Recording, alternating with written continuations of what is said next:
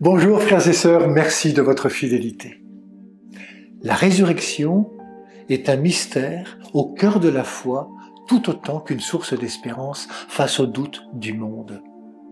Comme au temps de Jésus, elle provoque des débats, elle divise, étonne, surprend. Les pharisiens y croient, les sadduciens défient Jésus sur ce point, et Jésus ne fuit pas la question. Devant eux, il sépare ce monde-ci, marqué par nos habitudes, nos lois humaines, le mariage, nos peurs, et le monde à venir, promesse de Dieu où tout sera transformé. Ce monde à venir n'est pas une copie de notre vie actuelle. L'amour y trouve une autre forme, affranchie de la mort et du temps, libérée du besoin de posséder ou de reproduire. Nous ne serons plus inquiets de rien. Nous aimerons en vérité et nous serons aimés en vérité. Et c'est tout. En évoquant l'histoire du buisson ardent, Jésus rappelle que pour Dieu, Abraham, Isaac et Jacob demeurent vivants. Dieu est le Dieu des vivants, pas des morts.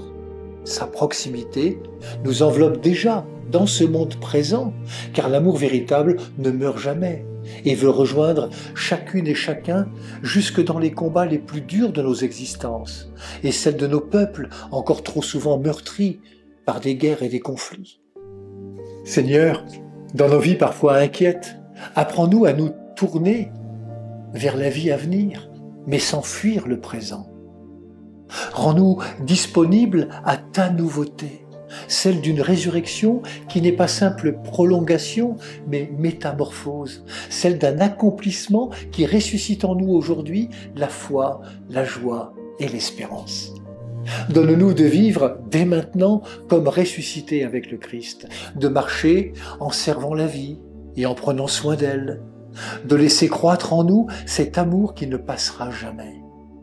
Pousse-nous, Seigneur, à l'audace de l'espérance pour que la petite flamme de la résurrection éclaire déjà nos obscurités et que ta présence transforme chaque instant de notre quotidien. Bonne journée à toutes et à tous, prenez bien soin de vous et des autres.